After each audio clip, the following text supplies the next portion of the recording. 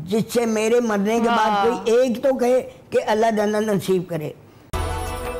खैर रमज़ान में एक बार फिर से खुशामदीद। जनाब, एक लेजेंड हमारे साथ स्टूडियोज में मौजूद हैं और एक को हम याद करने वाले हैं। अपनी सारी ज़िंदगी लोगों के चेहरों पर मुस्कुराहटें बिखेरने वाले नामवर अदाकार, जी हम बात कर रहे हैं अमानुल्लाह खान साहब की, जिनको अपने मद्दाहों से बिछड़े हुए 5 बरस बीत गए। नामवर अदाकार अमानुल्लाह खान ने लाहौर के गरीब घराने में आंख खोली। उन्होंने अपने करियर का आगाज़ 1995 में थिएटर से किया और फिर छोटे मोटे किरदार निभाते रहे। लोगों को हंसाने का कमाल फ़न आपकी शनाख्त बनता गया और यूँ आप अपनी सलाहियतों के बलबूते पर अपनी पहली फिल्म 1-2 का 1 का हिस्सा बने। उसके बाद जो जो कारनामे और जो जो काम उन्होंने किया वो आप सबको पता है, वो किसी तारुफ के मोहताज कभी नहीं रहे। जावेद कुडू साहब, आपकी मौजूदगी का फ़ायदा उठाते हुए आज 5 बरस बीत गए अमानुल्लाह साहब को हमसे जुदा हुए, कोई ऐसी याद, कोई उनकी ऐसी बात जो आपको अभी तक याद है या आपकी मेमोरीज में है, शेयर करें हमारे साथ। बेटा, उनकी तो बातें सबको याद है, कोई नहीं भूला। दूसरी बात ये है कि वो 1978 में आए थे। सही, 78 में उन्होंने ड्रामा जमील बिस्मिल साहब का किया, सिक्सर। ओके। तो फिर उनका बड़ा दिल था, बहुत बड़े दिल के मालिक थे। उनके दिल में ना किसी के लिए कोई नफरत नहीं थी, कोई वो नहीं था।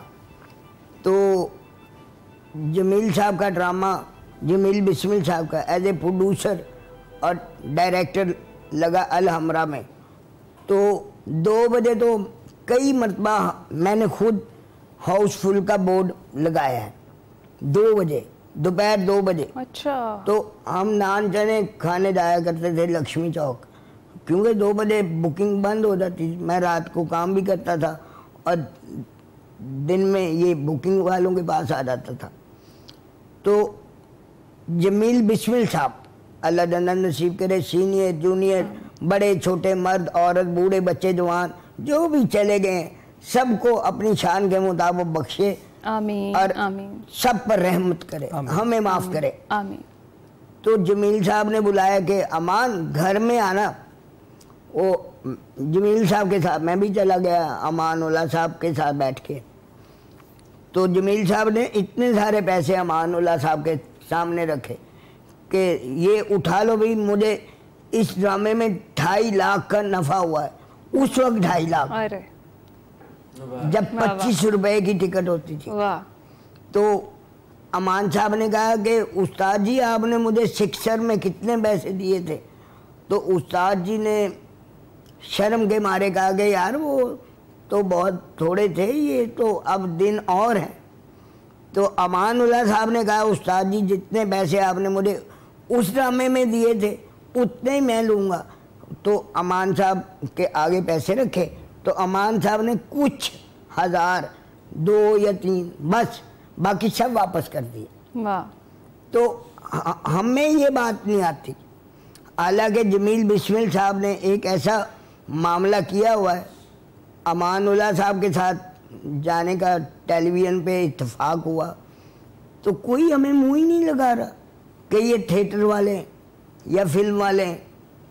तो जमील बिस्मिल साहब ने एक लिखा बच्चों का थिएटर, मैं उनका किया करता था बच्चों का थिएटर। तो वो प्रॉपरली रोल लिखते थे मेरा। तो जमील उस वक्त रिहर्सल होती थी, तो रिहर्सल हुई, वो GM साहब देखने आए। उन्होंने कहा वेरी गुड जमील, ये बच्चा भी ठीक कर रहा, बाकी बच्चे भी ठीक कर रहे हैं, लेकिन ये ज़्यादा अच्छा कर रहा है। तो मेरी बात सुनो कमरे में आके। वो GM साहब और जमील बिस्मिल साहब चले गए, तो पीछे पीछे मैं भी कुदरतन चला गया। तो पार्टीशन ना वो लकड़ी की लगी हुई थी। तो कहने लगे यार जमील, ये बच्चा ठीक तो कर रहा है, लेकिन ये जब ऑन स्क्रीन होगा ना तो बहुत से ऐसे केसेस हैं, इसको हम ऑन स्क्रीन नहीं कर सकते। तो जमील साहब ने कहा कि भाई मैं इस बच्चे को डांटता भी वैसे हूँ जैसे आम बच्चों को, और प्यार भी उतने करता हूँ जैसे आम बच्चों को। आप क्या चाहते हैं ये बच्चा भीख मांगे और होटलों के दरवाजे खोले? इसे जो काम आता है उसे करने दो।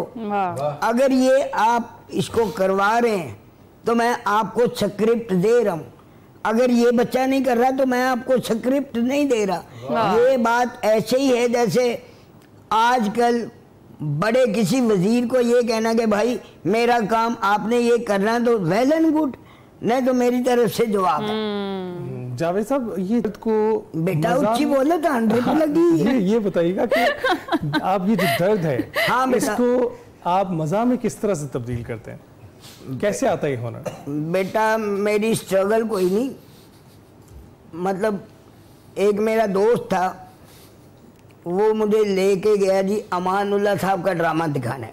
उस वक्त पहला ड्रामा मैंने देखा, ये तमीज़ ही नहीं थी कि आगे बैठ के देखते हैं या पीछे या दरमियान में।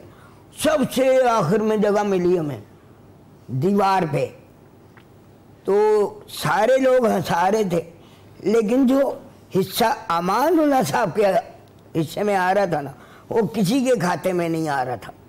तो मेरा दोस्त मुझे कहता है यार तू भी कोई ऐसा काम कर कि लोगों को हंसाए। मैंने कहा यार मैं तो 2 बंदों के सामने बात नहीं कर सकता, ये तो हज़ारों बंदे। तो वो थोड़ा सा ना अफसरदा सा हो गया कि यार तू मेरा कहना नहीं मान रहे, तू आ जाए। वो थोड़े दिनों के बाद मुझे मुनव्वर ज़रीफ साहब अल्लाह जन्नत नसीब करे, उनकी फिल्म दिखाने ले गया। तो सिनेमा हॉल में जितने लोग बैठे थे, ये मुनव्वर साहब की एंट्री हुई स्क्रीन पे, तो सब ने कहा जी अल्लाह जन्नत नसीब करे।